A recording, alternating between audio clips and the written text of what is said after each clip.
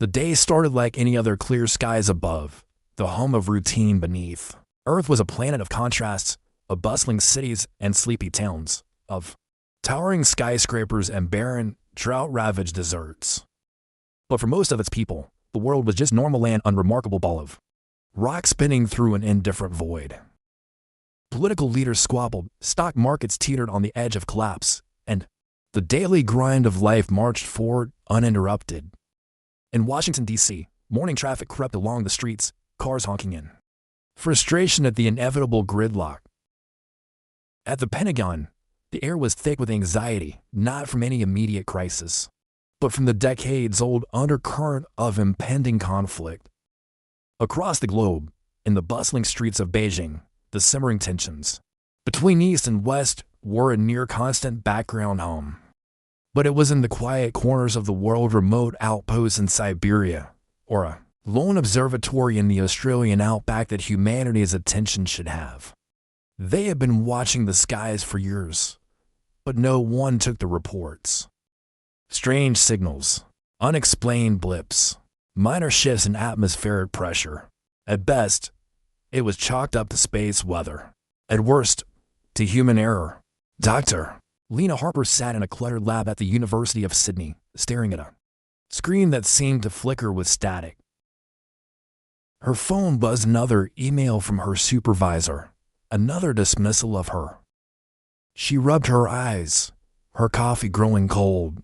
We've been watching these anomalies for weeks, she thought, but no one was. Yet the numbers didn't lie. A signal, a distinct pattern was emerging. Something was out there. Far from the lab, in the Arctic skies, a satellite monitor blinked red. An unidentified object was rapidly approaching Earth's orbit. The Earth's last moment of peace had just expired. The first sign was a flash, a brief, impossible glint in the sky, so faint it could have been dismissed as a trick of light. But then came the tremor. It rippled through the Earth, a low-frequency hum that pulsed from beneath the ground, rattling windows and apartment buildings and shaking the foundations of. It was the kind of sensation that made your skin prickle, a feeling that something was just wrong. Dr.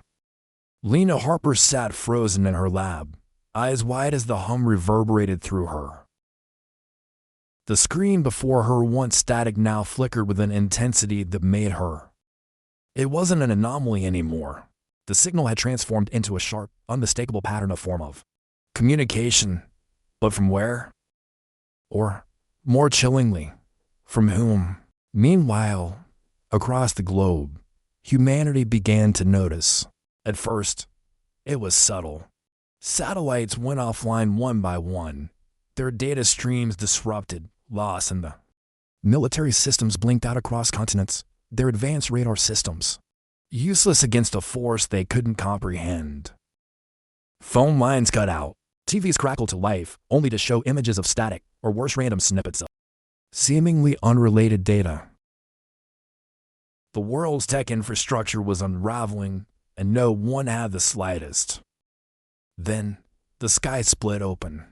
At precisely 9:12 a.m. GMT, a fleet of ships the size of a city appeared in. The ships were no conventional design, sleek, metallic, and nearly invisible too. They shimmered like shadows, their surfaces reflecting not the sky above, but something darker, deeper, in absence of light. The first broadcast came through. It was not in any language Earth knew. It was guttural, alien, and unmistakable. A single word repeated. A command. A threat. Surrender. Panic swept through the global population. World leaders scrambled, trying to organize a response. But no one knew what they were up against. The Earth had never faced anything like this, and the clock was ticking. The panic was immediate, but the response, it was fractured, like trying to piece together a shattered mirror. World leaders scrambled for answers, unable to comprehend what they were seeing. The United Nations convened an emergency session that same afternoon, but it was their security systems, communications, everything had been compromised by the alien ship's sudden arrival. What could they do? What did they know? The answer, for all intents and purposes, was nothing. In the Pentagon Situation Room, General Marcus Keller stood at the head of the table, eyes dark with frustration. The room buzzed with voices, a dozen experts from various branches of government, all offering their own theories. Satellite data was corrupted, radar was blind, and the enemy fleet loomed above, seemingly impervious to human firepower.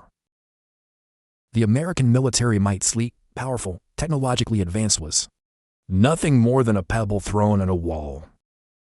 "We're not getting through to them," Keller muttered, pacing. "Not through conventional means. And we're damn sure not getting through to them with missiles." A nervous aide spoke up.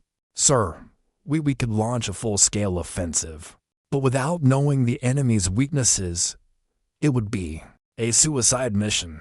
There was a silence as the words hung in the air.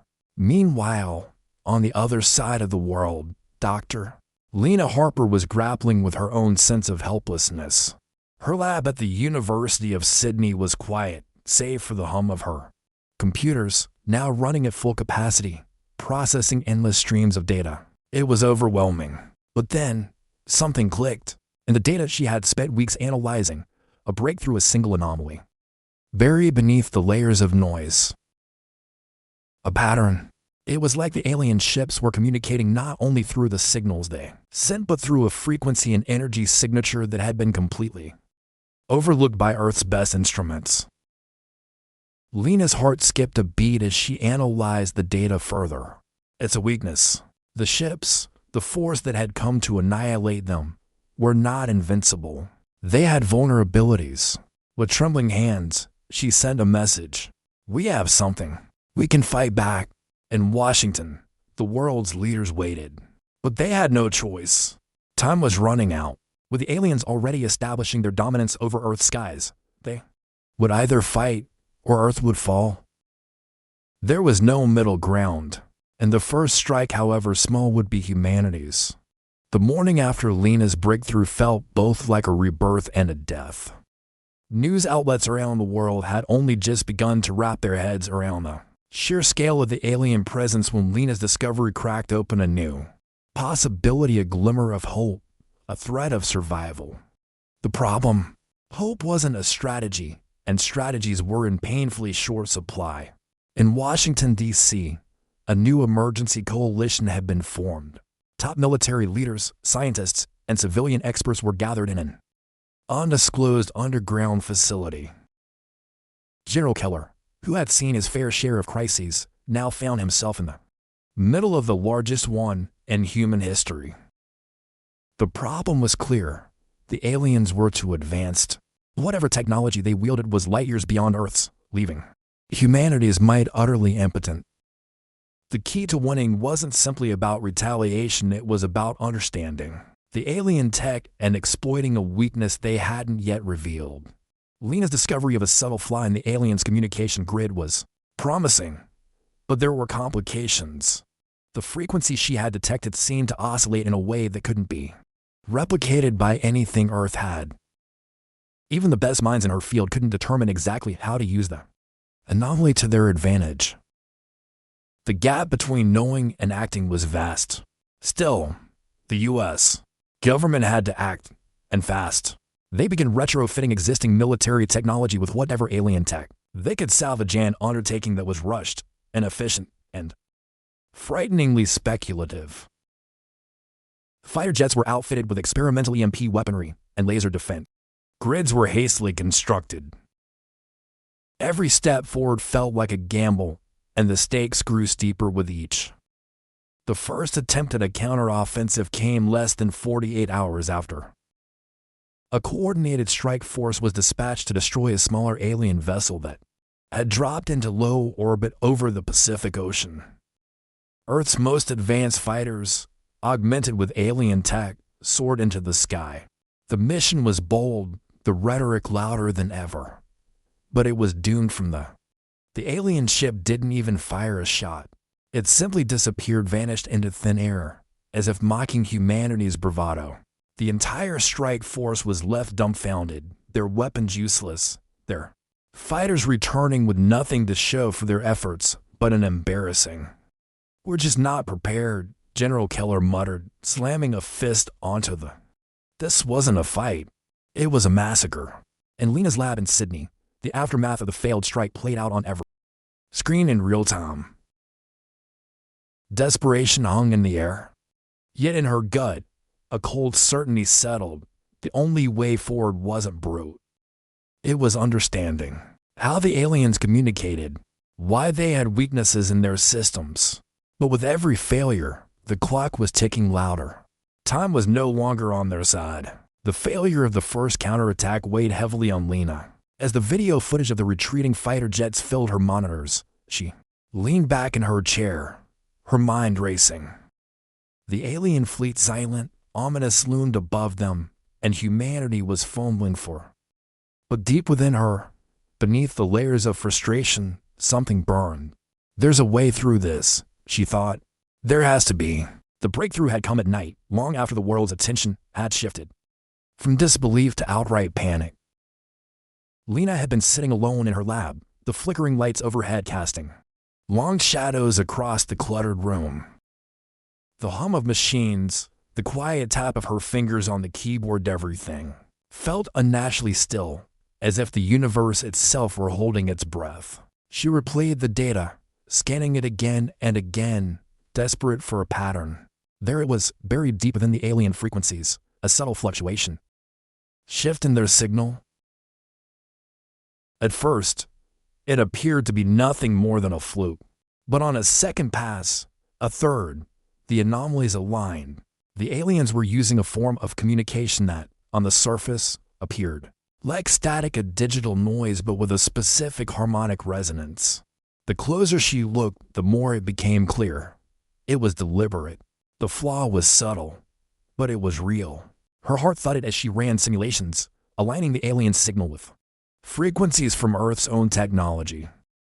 It took nearly an hour, her eyes burning with exhaustion, before the patterns finally revealed themselves. It was an encryption deliberately woven into their signal. A code, a kind of lock, designed to keep humanity out. But, as with any lock, there was a key, and Lena was holding it. With trembling hands, she transmitted the results to Washington. The message was simple. We can break their code. We can control their tech. The response came quickly.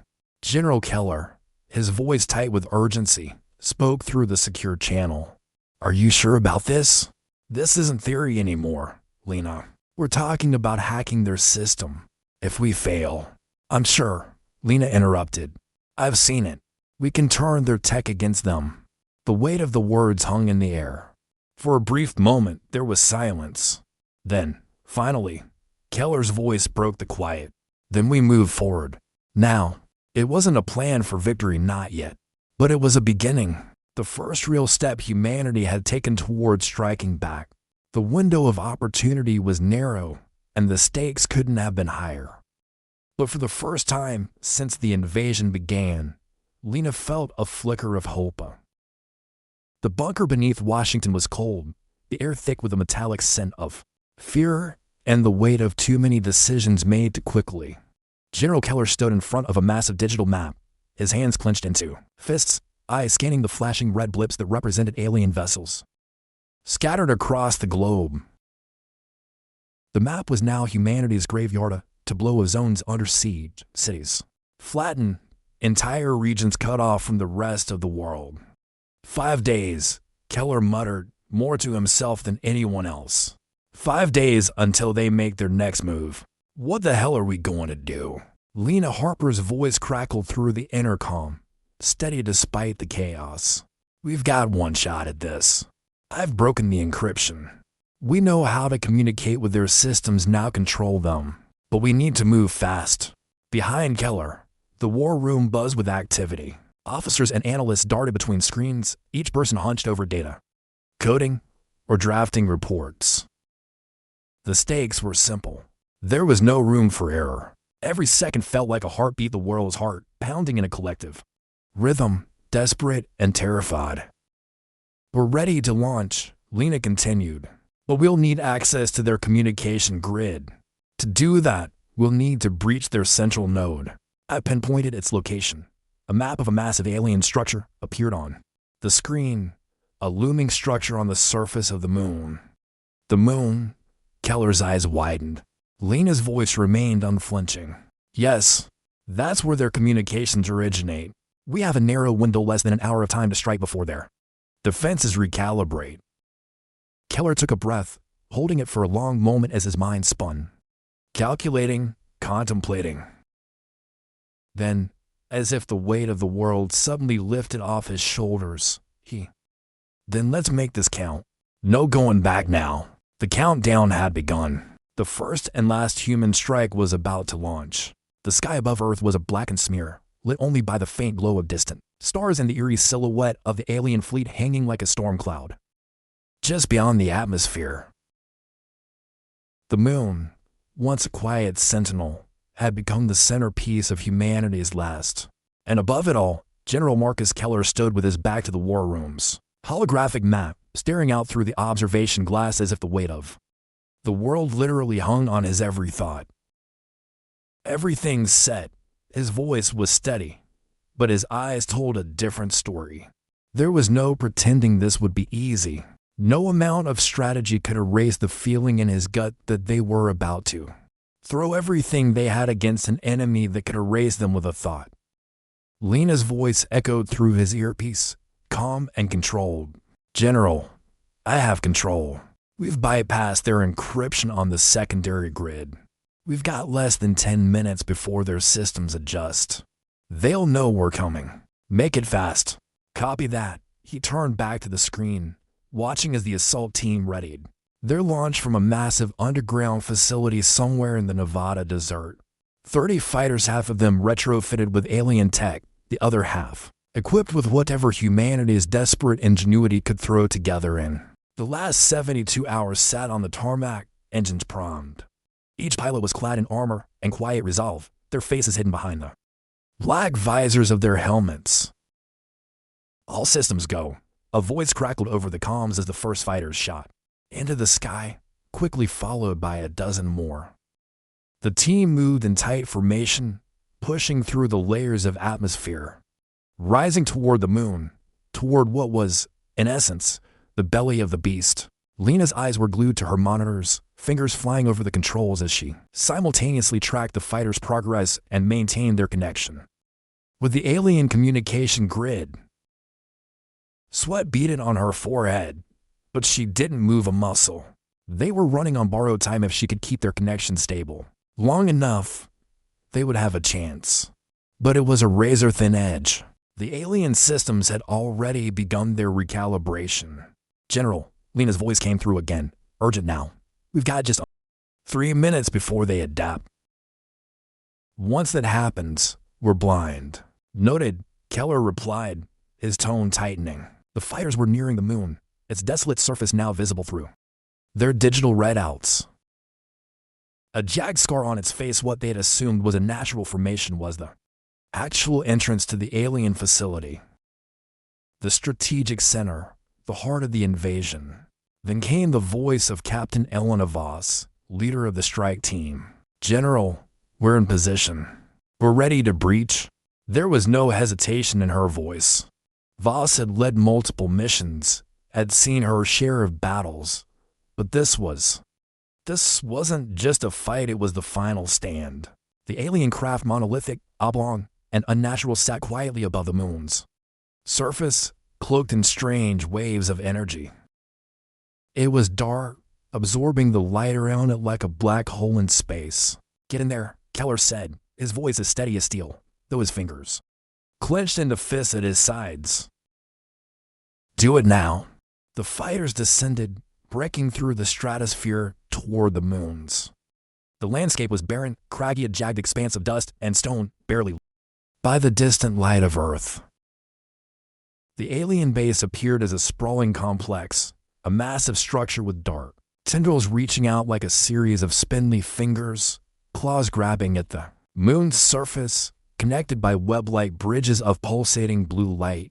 Then, suddenly, boom! A massive explosion ripped through the air as an enemy vessel emerged from the side of the complex, an unseen predator moving in the dark. The fighters split, barely avoiding the enemy fire. But there was no hesitation. They trained for this moment, knowing that no matter the cost, they had to hit the heart of the beast, or Earth was lost. Focus fire on the central reactor, Voss ordered, her voice cool and commanding. If we can't destroy the core, nothing else matters. Her squadron searched for it, unleashing a barrage of missiles and laser fire, striking the alien defenses in coordinated strikes. Each blast lit up the dark sky, illuminating the surface of the moon in flashes. For a moment, it seemed like they might stand a chance. Human ingenuity at its finest, throwing everything they had into the fight. But then, the counterattack came. From the heart of the alien base, a blinding pulse of energy surged upward, knocking half of the fighters out of formation. Two of the jets exploded in midair, their pilots barely able to eject in time. The remaining squadron scattered, dodging rapid fire beams that tore through the air, incinerating everything in their path. Lena's heart raced. They're adapting.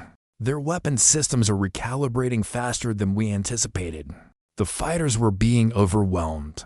It was a massacre in real time, the air crackling with energy and destruction.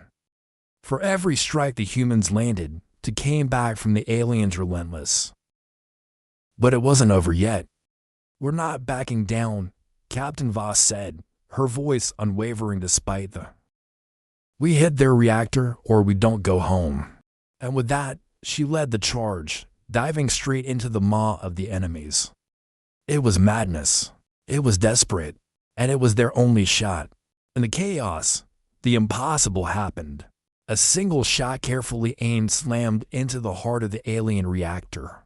The moon itself seemed to tremble. There was a beat of silence. Then, a blast so bright it could have been the birth of a new star. The shockwave sent the remaining fighters spiraling, tumbling in the air. And then, finally, there was only the quiet. The hum of the comms, the slow breathing of the pilots as they regained control. "We did it," Captain Voss whispered, almost in disbelief. The aliens' grip on Earth had shattered. The tide had turned, but in the silence that followed, one question lingered in the air. Was this the end of their fight, or the beginning of something much darker? For the first time in days, General Keller allowed himself a single breath. They had won, and yet the universe still loomed out there silent, waiting. The explosion on the moon had been cataclysmic, its shockwave visible even from Earth, a rippling pulse that reverberated through the atmosphere like the final death cry of a giant. The alien fleet had fragmented, its ships spinning wildly in the wake of the blast, lost without the central command. It was as if the mind controlling the invasion had been severed, and with it, the alien forces fell into disarray. But victory came at a price. The battlefield was quiet now, but there was a solemn weight to the silence. Bitter taste in the air. The skies above Earth were still marked with streaks of light from the downed alien ships, their wreckage scattered like broken bones across the heavens. Humanity had struck a decisive blow, but they had also uncovered a terrifying. General Keller stood at the edge of the war room, looking out over the still, static map of Earth. His fingers drummed rhythmically on the table, his mind replaying the moments. After the moon's explosion, the way the alien forces had just collapsed, like a house of cards swept by a breeze. They were gone, but the destruction they left in their wake was profound. Earth's infrastructure was shattered, the damage to communication systems still. The planet had held its breath and exhaled in a violent wave, but was thick with uncertainty. "General," came the voice of Lena Harper, cutting through the heavy silence. She stood in the doorway of the war room, a stark figure against the backdrop of scattered data on the walls. Her face was pale, her eyes darkened from exhaustion, but her voice was steady. "I need to talk to you. It's about what we found on the moon." Keller didn't look at her, but he felt his chest tighten at the weight in her words. "What we found." The phrase hung between them like a sentence unspoken, a thread leading into. Lena's words always carried weight, But this was different. This wasn't a victory to be celebrated. There was more at stake than the fall of the alien fleet. He gestured to her, allowing her into the room. The door clicked shut behind her, and the atmosphere shifted to quiet urgency. Now, thicker than before. Lena exhaled slowly. I've been going through the data. The alien base on the moon wasn't just a communications hub. It was a command center nerve center for a much larger operation. Keller turned to face her then, his gaze sharp. What are you saying? She swallowed, her brow furrowing. We weren't just dealing with an invasion fleet. That was just one part of it. The aliens were building something on the moon. A relay, but also a factory. She hesitated, and Keller stepped closer, his attention now fixed on her It's a portal, General, Lena finally said. A gateway. And it wasn't just for their ships. It was a way to bring in more. They were preparing for something far worse. The air seemed to freeze between them. Keller's mind raced. If what Lena was saying was true, if the aliens were only the vanguard, then humanity had only bought itself time, not victory. The war had just begun, and this wasn't the end of their fight, it was merely the beginning of an even greater, far more terrifying war. How long do we have? Keller asked, his voice tight. Lena's eyes met his, dark and determined. Not long. They'll rebuild. They always do. The weight of the truth hit Keller like a physical blow. He had thought they had won. He had hoped they had won. But the real fight was just about to begin. In the quiet that followed, the room seemed smaller, the walls pressing in. The momentary relief that had come with the destruction of the alien fleet evaporated in the face of a new, far more chilling reality. The invasion had been a warning, not the end. Humanity had survived the first wave, but it was the second one that would decide their future. The days after the destruction of the alien base on the moon were quiet too. General Keller sat alone in his office, watching the rolling reports of damage. From around the world, cities in ruin, millions displaced, countless casualties. It was the aftermath of a battle that had never felt like a fight. The alien ships had fallen, their command systems shattered. The human strike had delivered a devastating blow. But beneath the dust and debris, something darker lingered, something Keller couldn't quite shake. Lena Harper's discovery had sent a ripple of dread through the ranks. The alien portal on the moon was only part of a far grander plan, one that extended beyond Earth, beyond the moon. The gateway wasn't just a bridge for ships. It was a harbinger, a signal. The aliens had been preparing for reinforcements. And as the last fragments of their fleet sputtered and died, the real enemy had been silently preparing for their turn. Keller ran his hand across the surface of his desk, where a hologram flickered, to life an image of the moon and the wreckage surrounding the destroyed base. The relay tower, reduced to a pile of twisted metal, seemed to mock them. Its function had been clear, not just communication, but a beacon, a call. And now, the call had gone unanswered, or so they hoped. General, came a voice over his calm, breaking the stillness of his thoughts. It was Colonel Ramirez, his second in command. We've got a problem. What is it? Keller's voice was sharp, the fatigue weighing heavily on him. There's activity on the far side of the moon. Keller's pulse quickened. We've scrubbed that area 100 times. What are you talking about? We missed something, Ramirez said, a tone of urgency creeping into his voice. Satellite imagery just came back. The surface of the moon, there's something moving. A large energy signature. It's like they're powering something back up. Keller's blood ran cold. I thought the portal was destroyed. Apparently, we were wrong. Lena's words echoed in his mind. They'll rebuild. They always do. Without another word, Keller stood, grabbing his jacket as he headed out. Every instinct in him screamed to get to the control room, to act, but the pieces weren't fitting together. What could they possibly be powering up?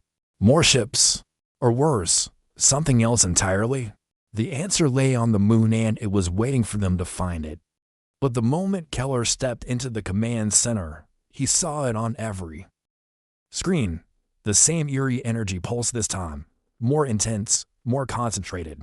It wasn't just the remnants of the enemy fleet. It was something new. And for the first time since the invasion had begun, Keller realized the true scale of the war ahead. The enemy they had defeated was nothing more than a scout, an advance party. The real force, the true threat, was still out there, and it was coming. The moon was no longer a cold, lifeless rock in space. It had become the harbinger of doom. The massive energy signature that had appeared on its far side had only grown stronger, pulsing in a rhythm that felt almost alive. Satellites and probes sent to investigate had returned nothing but scrambled data, their sensors overwhelmed by the sheer power emanating from the surface. No one knew what was down there or what it meant. But one thing was certain: the portal was far from destroyed, and the enemy was. General Keller stood in the command center, eyes locked on the screens that displayed images of the moon's surface. The energy spike was unmistakable. It was as if the moon itself were awakening, ready to unleash its secrets. He had seen too many reports, too many failed attempts at answers to still believe in coincidence. "We're running out of time." Colonel Ramirez's voice was grim. "If we don't get a handle on this soon, we might be looking at a second invasion, a real invasion. The kind we weren't prepared for." Keller nodded slowly, his mind still processing the enormity of what they were. The first wave had been devastating, but now they were talking about a new kind of threat, one with capabilities they could barely comprehend. They had assumed the aliens were just a highly advanced species trying to conquer a new world. Now, it seemed they had barely scratched the surface of what was at stake. "Any word from Lena?" Keller asked, his voice a little more strained than he. "She'd been monitoring the data from here," Ramirez replied. "She's been quiet, but I can tell she's worried about something else." Before Keller could respond, a new transmission crackled through the comms. It was Lena. Her voice came through as a tight whisper, filled with urgency. "General, you need to listen to me. The energy source, it's not just a relay, it's a generator, a massive one. It's pulling in resources from somewhere else, another dimension, another. I don't think we're just dealing with aliens anymore." Keller's stomach tightened. He moved closer to the screen, where Lena's face appeared, pale and tense. "There's a multiverse," she said, the words falling from her mouth as if she still couldn't fully believe them. "And the aliens, what they've been building, they're opening a rift. Something is coming through. It's not just them. It's their entire empire." The room grew deathly silent. Keller could hear his heart beating in his ears as a cold chill swept through.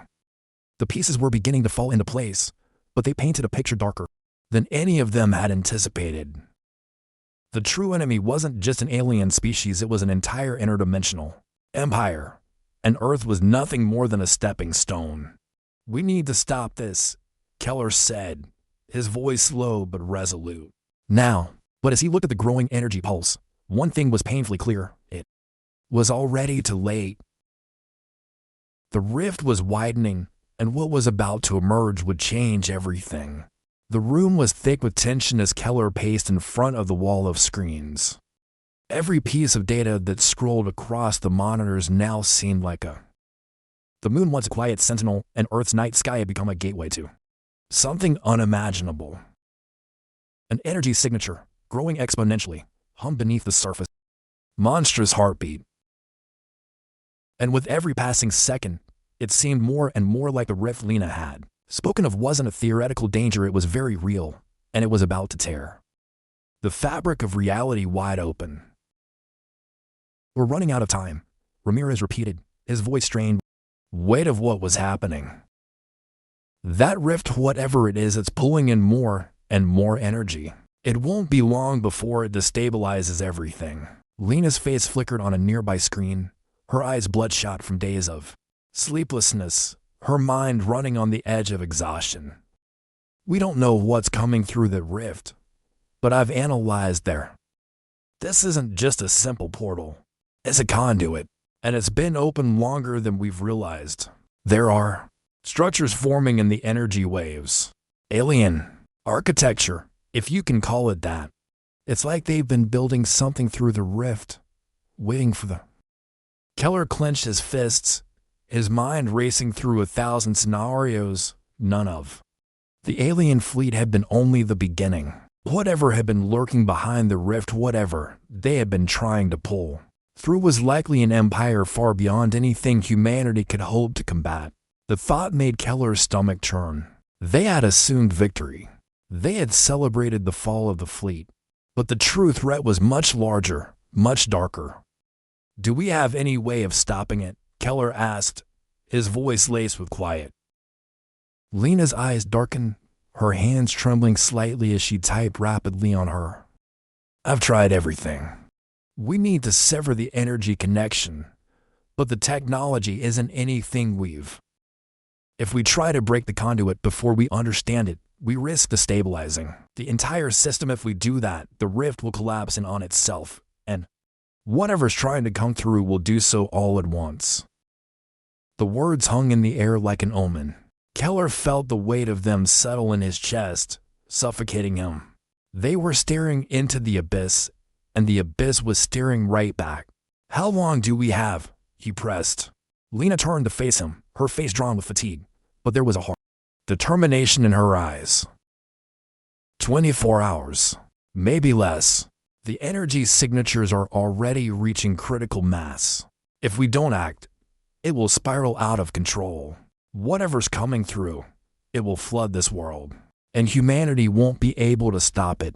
Keller took a deep breath, his mind working furiously to piece together a plan. There had to be something they could do, some way to stop it. "Could we use the same system we used to break their communication grid?" he asked, turning to Lena. Lena hesitated. "Possibly, but it's not the same. Their communication system was a simple encryption. This is an entirely different kind of technology. If we try to apply the same method, we risk triggering the rift to destabilize. I've been looking for another way." But she trailed off, and Keller could feel the weight of her unspoken thoughts. There was no easy answer. The problem wasn't just the alien technology. It was the unknown, what lay beyond the rift, waiting. "We need to take the risk," Keller said, his voice firm, cutting through the... "Humanity doesn't survive by playing it safe. We fight, or we die. It's that simple." Lena nodded slowly, her jaw set. "I'll get to work on a new approach. We may be able to use the energy from the rift itself, turn it against them. But I need access to their central structure on the moon. If we're going to take control of it, we need to breach the heart of there. I'll need a team, and we'll need Tom." Keller's eyes flashed with a new sense of purpose. "I'll get you what you need. We can send a strike team to the moon, hit them hard, fast. Whatever it takes." Colonel Ramirez spoke up, his voice tense. "General, if we send a team up there, there's no guarantee they'll survive. We're talking about alien architecture that defies every known principle of... This isn't a simple strike and destroy mission." "I know," Keller replied, his voice like steel. "But it's the only chance we have." Lena nodded, her expression grim but resolute. "Then we make it count." In the cold silence of the command center, the plan took shape, a desperate gamble to save humanity. The rift, this doorway into the unknown, was more than a threat. It was the final test. The fate of Earth rested on whether humanity could find the strength to push back the darkness that sought to devour them. And the clock was ticking. As Keller turned toward the team preparing for the mission, the weight of the coming hours bore down on him like an invisible hand, gripping his chest. They had one shot. One. The question was no longer whether they could win.